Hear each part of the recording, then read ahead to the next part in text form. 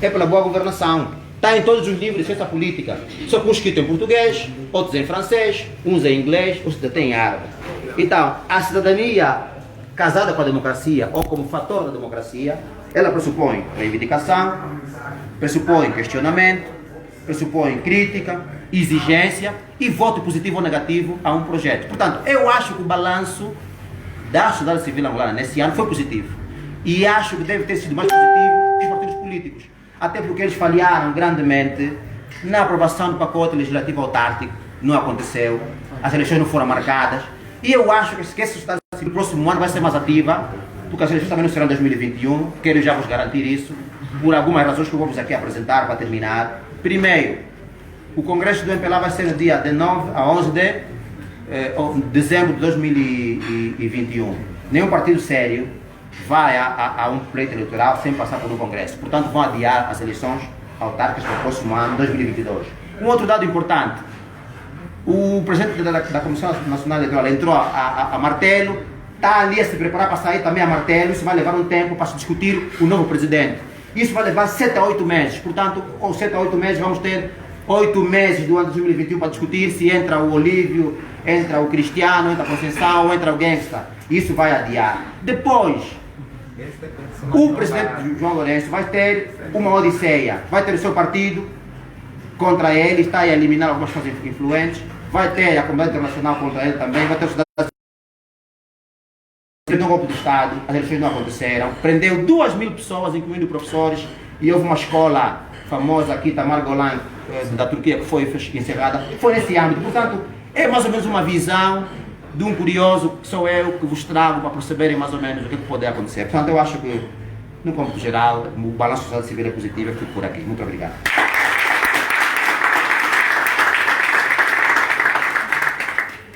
Okay.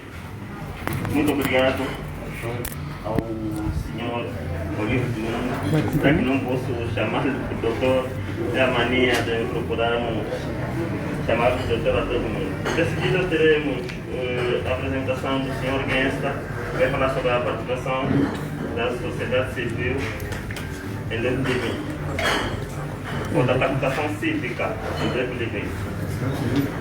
Participação cívica em 2020. Obrigado. Tânia, dá-me só a tua coisa, já? O teu telefone. Deixa eu ficar com o telefone aqui ligado.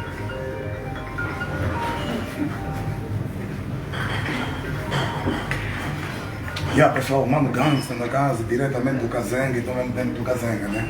Sou de hoje ainda do outro lado de lá, mas eu também faço parte dessa extensão territorial livre desse próprio município. Fazer a minha análise relativamente à situação que aconteceu no ano 2020, a gente está a findar. Eu olho para a participação da sociedade civil, principalmente dos jovens, como uma participação extremamente positiva. Mas depois, eu não gosto de deixar deixas da felicidade das pessoas, quero deixar claro que eu sou contundente, eu bato de frente. Bato de frente com base ao realismo. Eu não gosto de ser um otimista nem um pessimista, prefiro ser realista. Para não deixar desequilíbrios, tentar acalentar alguns e deixar os outros com o rosto assim um bocado triste. Infelizmente perdemos pessoas das maiores figuras nesse período das grandes contestações, Inocêncio de Matos, que acaba por ser o herói de uma determinada geração. Qual é a geração? A geração dos filhos da independência e dos filhos da democracia. Os filhos da independência pressupõem aqueles que nasceram em finais da década dos anos 70. Estamos a ver desde 1976 por aqui, 2020 eu venho em 77. Nasci no dia 7 de novembro de 1977. Então sou filho da geração da independência. Os filhos da democracia são os rapazes hoje que têm 22 anos, têm 26 anos, têm 28 anos. Esses vão nascer no período que a democracia vem entrar para o país. Eu da geração da independência, você que é da geração da democracia, se a gente entrar por um processo de reflexão, com profundidade e analisar o país, vamos chegar à conclusão que a nossa geração foi enganada, porque não existem sonhos realizados. Os políticos roubaram os sonhos e meteram no bolso e foram-se para a vida. Quando a gente olha a realidade de Angola, Nessa perspectiva da sociedade civil acordar, ela só acordou por causa do estômago. E o Dr. Filomeno Vieira Lopes chamou aqui a atenção de um aspecto extremamente importante. Não convém proclamar a independência, termos um hino, uma insígnia e uma bandeira quando não existe um contrato social. Não convém ficarmos chatos, Sr. Presidente da República, sei que isso vai chegar a ele, a fazer um discurso numa reunião do Comitê Central e chamar a atenção que os jovens filhos da democracia profanaram a imagem do Agostinho Neto. Nem que até tivéssemos que partir o braço ou serrar com um serrote. Aquele braço um dia solda-se novamente e pinta-se o Agostinho Neto e continua com a mão no ar. Mas o Inocêncio de Matos, do Presidente da República, não vai trazer. E ele não teve a coragem de ser chefe de Estado e fazer um discurso de 5 minutos de comoção. O que é que a gente está a discutir? Fome. O que é fome? É uma reação biológica que surge de 2 pontos fundamentais. Ou ele é natural, que é sentir fome, ou ele é política, que é passar fome. Nós não sentimos fome, nós passamos fome, porque não existe um contrato social. Somos um país de 1.246.700 km², extensão territorial. Ok? Densidade demográfica, 30 milhões. Quem é cidadão? O que é que pressupõe a cidadania? Direitos salvaguardados e deveres garantidos. Nós não temos direitos e só cumprimos deveres. Uma das formas fundamentais para se dar a sequência do grande trabalho que é sanado dos filhos da democracia, associado com os filhos da independência, sem tirar o mérito daqueles que vieram do período colonial, que são nada mais nada menos do que os nossos gurus. Porque é que não existe essa interligação? Foi o poder político que vai diluir o processo de ligação intergeracional. Vocês não podem falar com Filomeno Vieira Lopes, não podem falar com Gota Justino Pinto de Andrade, não podem falar com Zau Puna, vocês não podem falar com o General Gato, vocês não podem falar com Makuta Nkonto.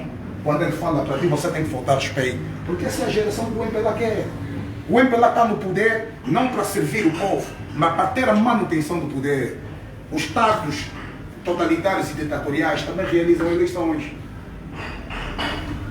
Mas aquilo chama-se simulação. Porque o maníaco é o bandido que vai manipular, tem a máquina na mão. Vou te dar um exemplo muito simples.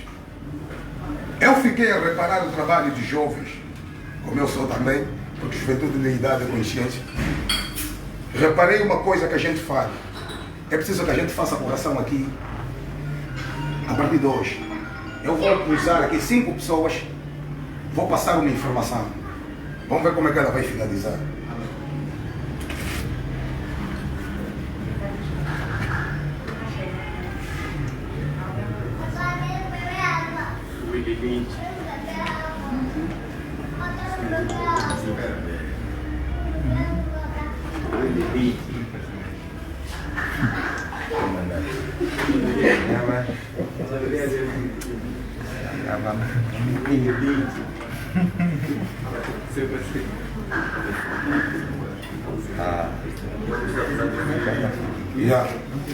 O que eu te disse? Fala só alto. O Joaquim vai perder o emprego. O que eu te falei? O Joaquim perdeu o emprego. E você? Boicotar. Eu não percebi bem mesmo. O que eu estava querendo dizer?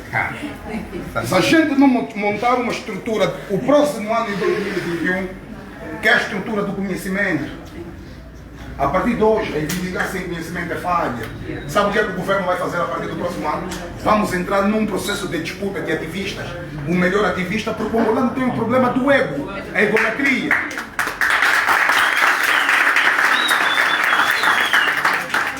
A informação foi passada. Ô Joaquim, se não despachar, vais perder o emprego. Esse disse, o Joaquim perdeu o emprego. Oh, coitado, eu lhe avisava. Está vendo? Estão a entender? Nós temos que passar agora por processo da consciência. Não se faz ativismo sem conhecimento. Uma coisa são emoções, que a gente vai discutir por causa da biomecânica. Ou seja, o estômago está a gritar, estou desempregado, estou uma ação social. Resultado da política, porque eu não tenho inserido, então não vou ter dignidade de vida. Onde é que está a dignidade de um homem adulto? É o salário, é o trabalho. É a família que você vai sustentar. Onde é que mata a expectativa do homem adulto? É desempregado. Sou desempregado, não trabalho, o filho passa fome, eu passo fome, vou ficar frustrado, vou meter uma arma, vou para a prostituição. Quem criou? É a política de baixa distribuição da renda. Se a gente não analisar os contextos e discutir com um monstro que está no poder há 45 anos, temos que discutir com consciência. Vou dar um exemplo muito simples. Eu pedi o número da Tânia. Aliás, o telefone, mano, faz favor, agradecer só que abre aqui. O Tomás Bicas veio parar nesse município com cumplicidade do poder político. Vocês não entenderam. Não entenderam o que é que vai acontecer com o Tomás Bicas aqui. Dá-me só uma coisa, o telefone. O Presidente da República, João Lourenço, fez um discurso do Estado da Nação. A única só se preocupou a apresentar cartões vermelhos. E o povo em casa, como não tem conhecimento, foi nas expectativas emocionais. Não falou nada de novo. Mas ele passou um recado que vocês não deram conta. Há um indivíduo que foi incendiado no Sambizanga semana passada pela turma do Apito, que ele é propositado. A turma do Apito vai incendiar o indivíduo e o Tomás Bicas vai ganhar o prêmio de vir parar por Casengue. O Presidente da República, no discurso do Estado da Nação, era constituído seu discurso por 44 páginas. Na página número 41, antes de fechar, ele deixou uma mensagem subliminar que vai dar a legitimidade do Bicas continuar a incendiar dentro das periferias. Ele diz o seguinte aqui.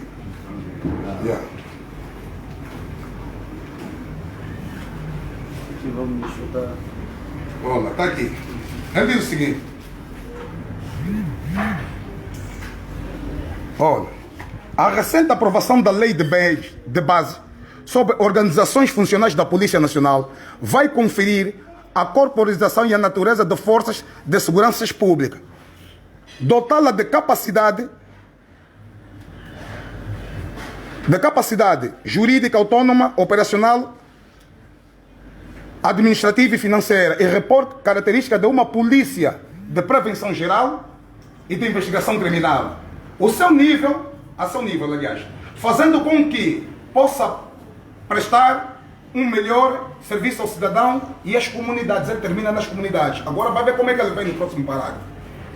Está em curso a criação das bases legais do funcionamento dos Conselhos Comunitários de Segurança Pública, que vão construir um importante parceiro da Polícia Nacional. Isso o Cota Filomeno viveu nos anos após a independência. Sabe como é que se chamava isso? As Brigadas Populares de Vigilância, as BPV. E hoje estamos a falar que temos que criar instituições paramilitares, ou seja, milícia a nível das comunidades. Vamos ver. Quem criou a pobreza no Casengue? Quem criou a miséria no Sambizanga? A prostituição no Rangel? Quem criou da beleza? O pai profeta, a flor da raiz. Manos, nós vamos entrar por um processo de um Estado cada vez mais totalitário. João Lourenço, em poucas palavras, é pior do que o José Eduardo Santos em 38 anos. Temos que ser sinceros, mano. Temos que ter coragem, mas não se discute sem conhecimento. Quando dizem que o Inocêncio de Matos morreu, quem matou não foi o polícia, é o Presidente da República. Mata, vem. Aqui, esse Diário da República. O Diário da República. Segunda-feira, 22 de abril de 2019. O que é que o Diário da República diz? No ponto... Ele chama aqui o artigo 1. O presente diploma estabelece as regras de organização e financiamento de serviços de informação e segurança do Estado. Timóteo, deixa eu trabalhar, já? Mano, quer fazer barulho e vai em outro sítio. Já?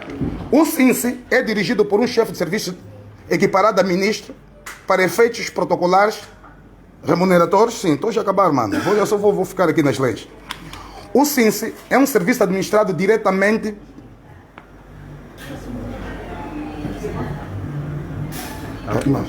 eu já nem consigo ver, epá. Yeah. Essa lei diz que o SINSE depende exclusiva e unicamente em nome do Presidente da República. Quem dá as ordens para espiar é o Presidente da República. Não morre nenhum ativista, nenhum contestatário em Angola, ninguém é envenenado se o Presidente da República não sabe. E a prova evidente é que foi no encontro com a juventude, o Presidente teve descaramento de dizer que não houve meios letais, só usaram jatos de água. Claro, também gostaria de tomar banho na rua porque não tem água em casa. Mas a autópsia independente vai dizer que o nosso irmão Inocêncio de Matos foi assassinado.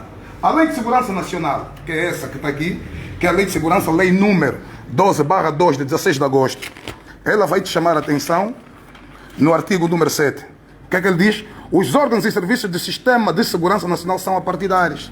Vocês nunca compreenderam porque é que, quando a gente vai fazer as manifestações ou dá um ponto de vista contrário, os comandantes da polícia mandam bater. Eles atropelam sistematicamente a lei de segurança nacional. O que é que isso significa? O comandante, para subir, ele é pro-partido, ele é do MPLA. O comandante da polícia é do MPLA. O vice-comandante da Polícia Nacional é do MPLA. O ministro é do MPLA. Então está em causa a defesa. Em vez de se defender a soberania nacional, vai se defender o interesse político-partidário. Por quê? Na lei, e ela continua, o artigo 16, o Conselho Superior de Segurança Nacional. O Conselho Superior de Segurança Nacional é o órgão de consulta do Presidente da República em matéria de segurança nacional. Ele é o chefe. Não vale a pena achar que o João Lourenço é um inocente. Ele não é pobre. Faz parte da entourage que, conforme diz aqui o nosso cota, o Filomeno Vieira Lopes, afundaram um país. Famílias, não há, guarda isso que eu estou a vos dizer, não há futuro em Angola em 10 anos. Porque o futuro é uma previsão. O presente é um fato. O ontem é um passado. O que é que está-se a fazer hoje que o amanhã seja diferente? No campo econômico, que não é que eu lido muito bem, não entendo, mas o que eu compreendo, a economia, ela baseia-se em 3 eixos fundamentais. Capacidade de produzir, consumir e exportar. Você se produz, você tem emprego. Se você tem emprego, você ganha salário. E quando você tiver muito, pode exportar. Angola não produz, não trabalhamos e não exportamos nada.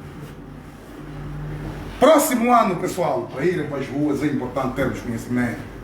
Senão vamos continuar a cair na pedalada das divisões. Próximo ano a luta já não vai ser uma luta de gritar, que o Geilo é corrupto. Vai ser a luta da inteligência.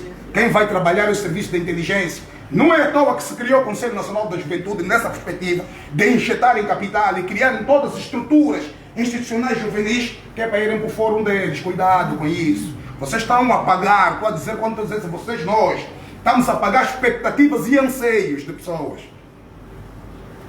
Quando tu vais para a rua, tu elevas 1 milhão de expectativas, 1 milhão de sonhos que se acordam. Quando você recebe a casa, recebe o dinheiro, senta com o Presidente da República, ele não é merecedor de sentar conosco. Porque o Presidente da República só sentou conosco quando estava encurralado no canto, não tinha opção. Tá bom, sentaram com ele, o que é que se ganha no dia seguinte? Há um contrato social? Não. Então um país que continua numa estrada de miséria e de humilhação. Resultado da maneira criminosa como eles governam o país. Vocês não podem chamar sua excelência para esses indivíduos porque eles nem são. O Presidente da Assembleia da República não tem uma citação. Qual é a citação? Cabrito, como onde está amarrado? Achas que isso é citação de um político? A citação de um político tem que ser transversal, mano. Dizia, para terminar, um companheiro do Cota, Filomeno Vieira Lopes, o seguinte: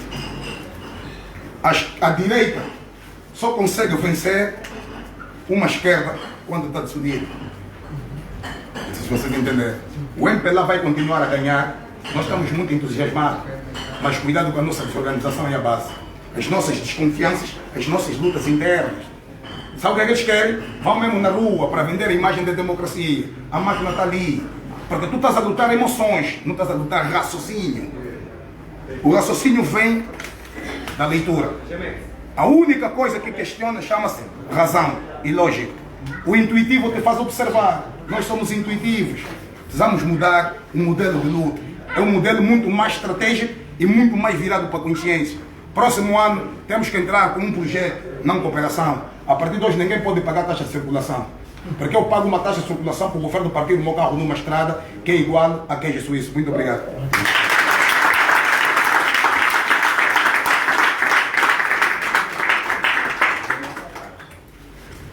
Obrigado mais uma vez à brilhante apresentação, Sr. Guensta. De seguida vamos encerrar com a companheira Conceição Vaz, que vai falar sobre o Estado angolano versus relações externas.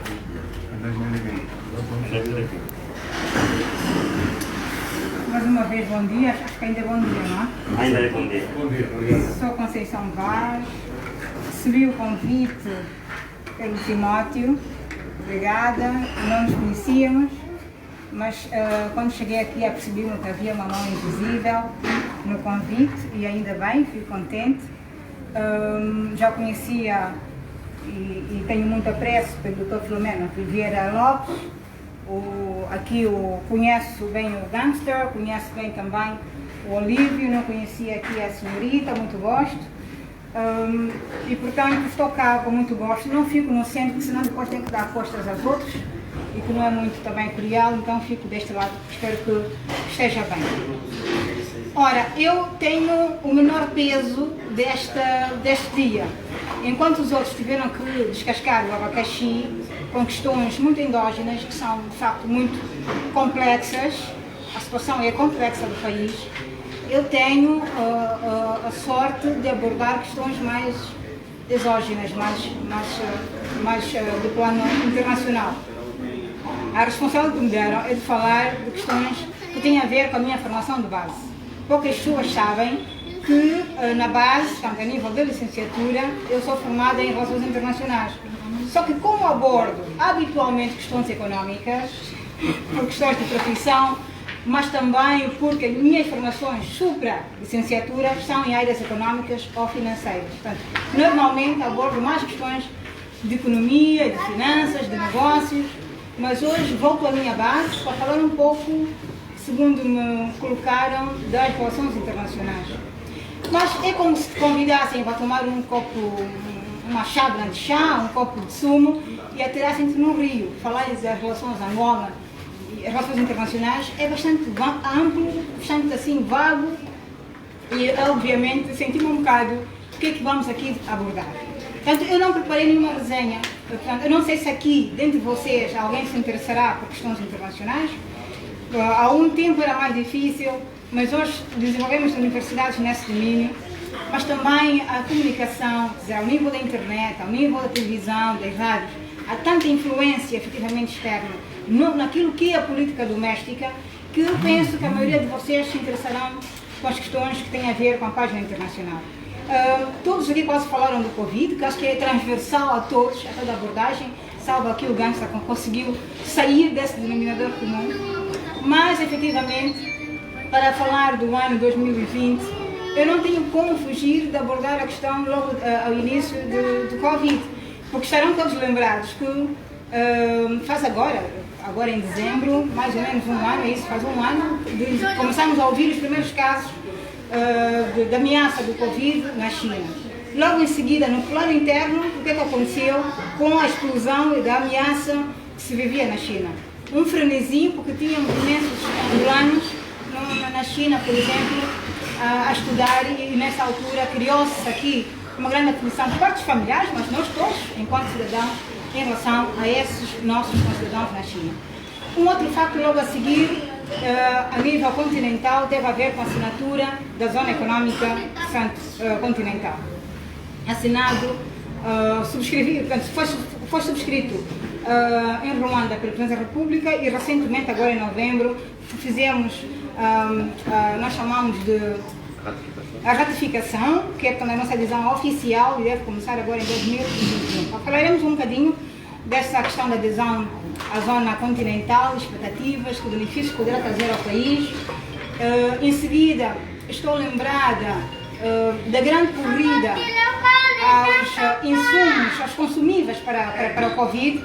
Nunca antes, eu penso, não tenho memória de uma situação tão aterrorizadora ao nível do multilateralismo, desde a guerra do armamento, da primeira Guerra Mundial, a Segunda Guerra Mundial, a guerra ao armamento.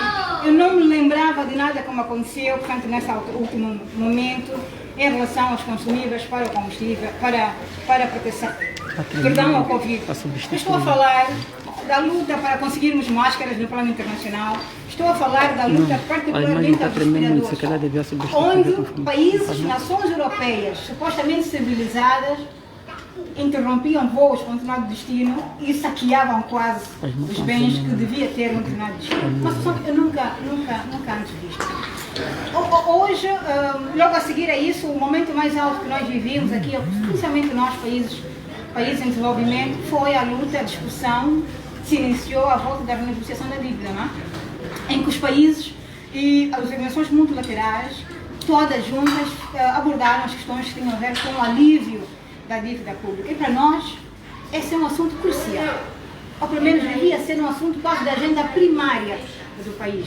Aliviando um bocado a dívida, ou a suspensão da dívida, nós poderíamos desenhar de outra forma o ano 2021. Portanto, o fato de até o momento não termos um desfecho melhor em relação a essa premissa condiciona de que maneira o próximo ano, portanto, o melhor desempenho para o próximo ano.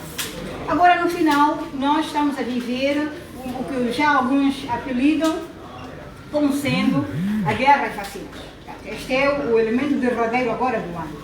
Portanto, vamos começar do princípio. Se alguma questão me terá escapado assim de relevância internacional, façam-me lembrar e falamos aqui, este é só o que me ocorre neste momento e podemos ir abordando um pouco essas questões. Bem, a situação que teve a ver com os jovens angolanos no estrangeiro, penso que não há muito. Eu devia também abordar, nem que fosse só muito síntese, a questão que teve a ver com, a nível bilateral, não multilateral, Angola e Brasil no processo que envolveu a Igreja Universal. Mas também penso que foi um assunto importante aqui para a nossa agenda. Bem, então, a questão dos nossos jovens, apesar da pressão que nós submetemos o governo angolano, nós percebemos que no fim eles efetivamente não puderam vir a Angola.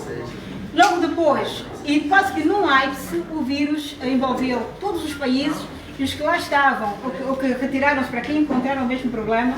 Os que cá vieram estavam arrependidos, porque pelo menos na origem tinham serviços de saúde mais, digamos, estáveis, com uma maior confiança, mais confortáveis, e nós aqui não.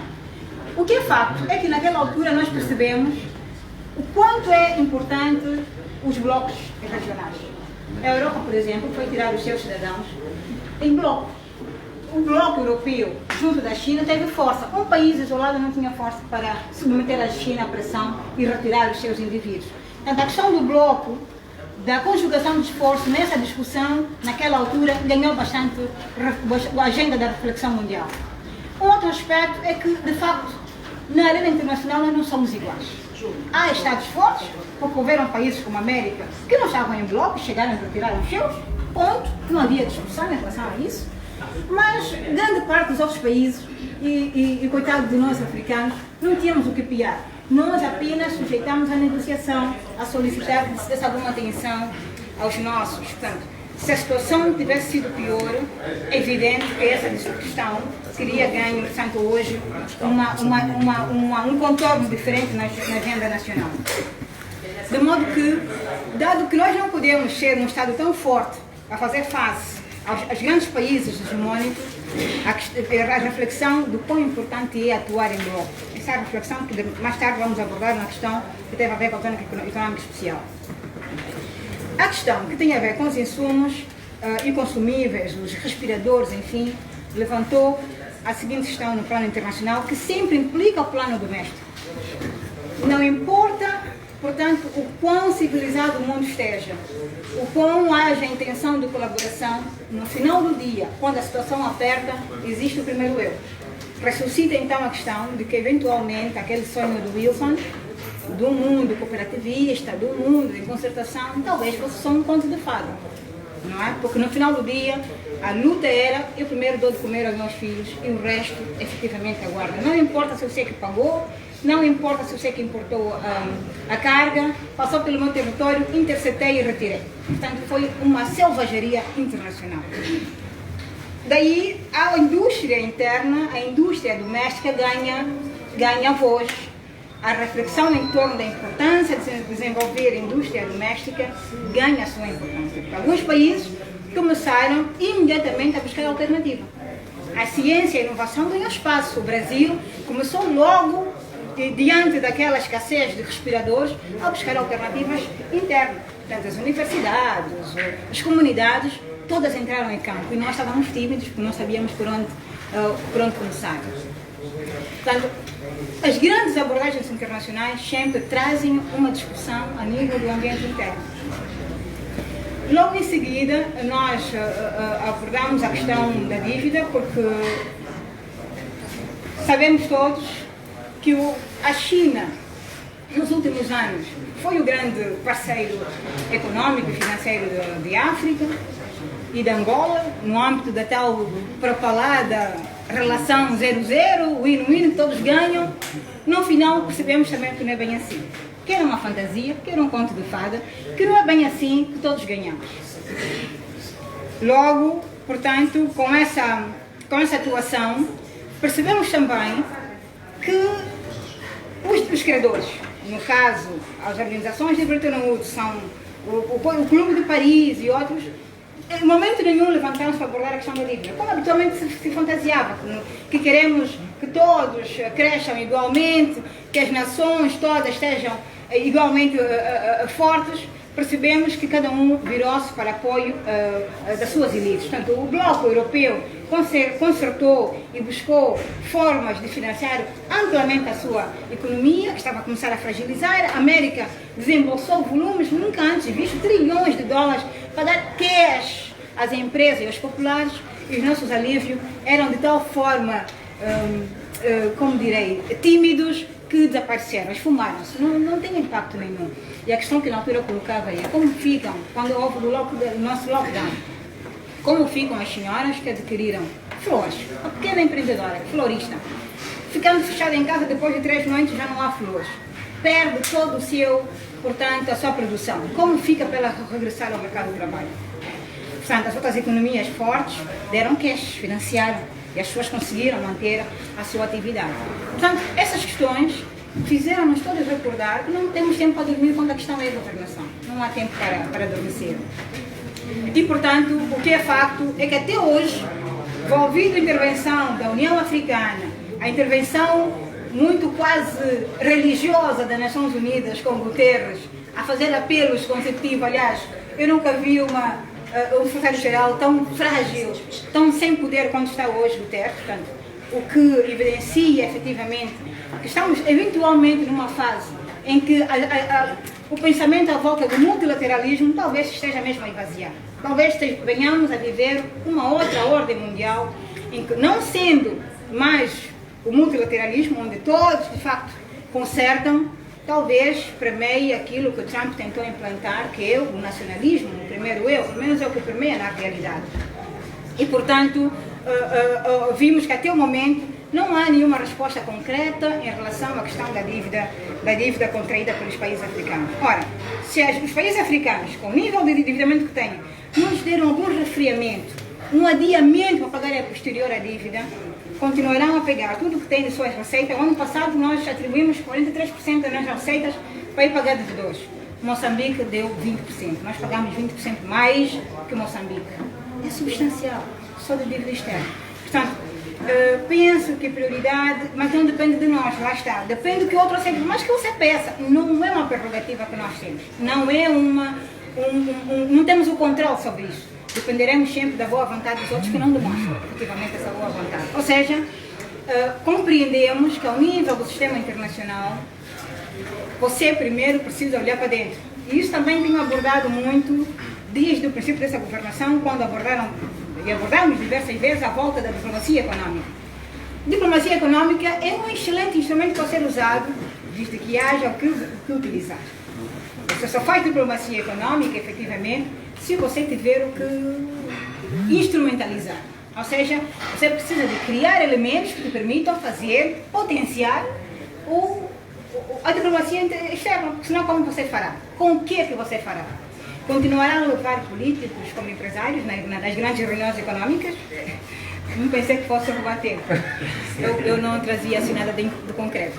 Mas, efetivamente, a situação é esta. É que nós, a nível do plano internacional, a primazia neste momento seria um grande sonho é conseguirmos uma suspensão da dívida, que também a ministra muito se debate, para pelo menos 2, 3 anos, nós pagarmos fulgor com o dinheiro que temos, esses 43%, esses 40% que nós pagamos de dívida, poder investir efetivamente em infraestruturas, em programas de investimento e assim termos fulgor para daqui a 2, 3 anos continuarmos a fazer o pagamento da nossa dívida. O que até agora se deu de alívio, que era de juros pela China, quase significa nada a nível daquilo que podia significar em termos de recuperação e mesmo de injeção de fôlego para a nossa economia. Então o cenário ao nível desta perspectiva não é efetivamente positiva. E, como sabemos, a nível do plano do bloco da SADC, da União Africana, não há efetivamente muito engajamento também ao nível dos países pares. Talvez se tivéssemos ainda Gaddafi, tivéssemos um bocado mais de debate nesse aspecto. Mas é preciso também uma voz ativa. E nós, nessa altura, em África, não temos uma voz tão ativa como também já tivemos. Ora, zona econômica especial. A zona econômica especial, zona de comércio livre continental.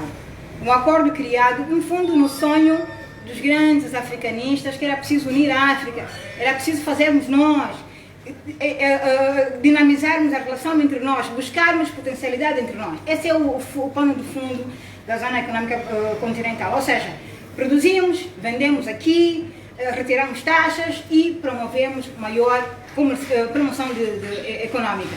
Com isto, nós ganhamos, produzimos mais, vendemos mais, criamos mais fluxos dentro do nosso continente e, enquanto bloco, temos uma melhor presença para discutirmos com os outros blocos, com a Europa, ou com a NAFTA, ou com outro bloco que haja internacional. Esta é a ideia.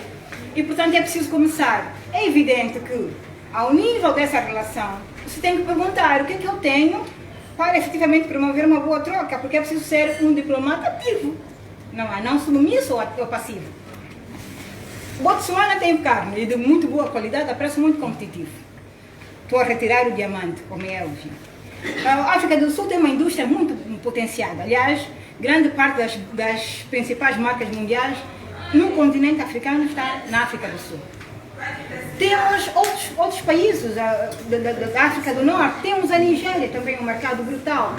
Temos o próprio Quênia, enfim, os países da África, nós temos alguns países que fazem parte dos gestos dos 5, enfim, são países que há algum tempo olham uma produção nacional.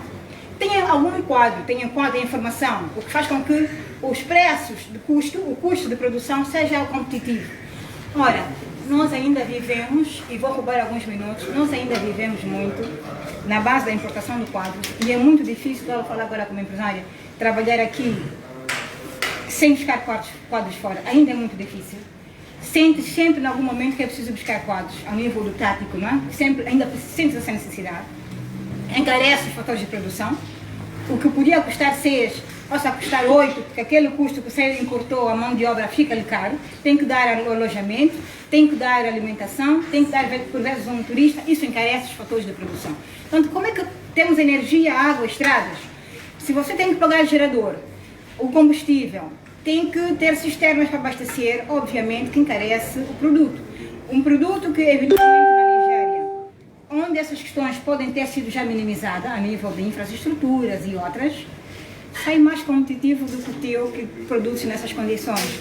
A questão que nós nos colocamos é qual é a nossa vantagem competitiva nos próximos anos ao nível do continente, se mantivermos as condições que ainda temos hoje. Ou seja, o próprio governo está hoje muito preocupado a correr, a criar o quê? Infraestruturas, que também, aliás, faz parte do outro programa da China, que é a nova rota do seda, ajudar a criar infraestruturas que liguem o continente e promovam maiores trocas. Ou seja, ao nível das trocas continentais, não precisaremos só exportar via aérea, mas podemos fazê-lo via marítima, via terrestre, via férrea, outros meios. Com outros meios de logística, promovemos mais produtos, mais trocas, mais produção. Portanto, essa é a ideia. O meu grande receio é se conseguiremos acompanhar nos próximos 5 anos essa dinâmica e se nos tornaremos agentes passivos, onde compramos dos outros. A África do Sul vende, Namíbia vende, todo mundo vende e nós exportamos pouco. Esse é o desafio que, enquanto sociedade, que enquanto jovens, temos para os próximos anos a nível das organizações internacionais, a nível do bloco, a nível da zona econômica continental. Se tiverem alguma questão, vamos agora então para o debate. Sim. Ok.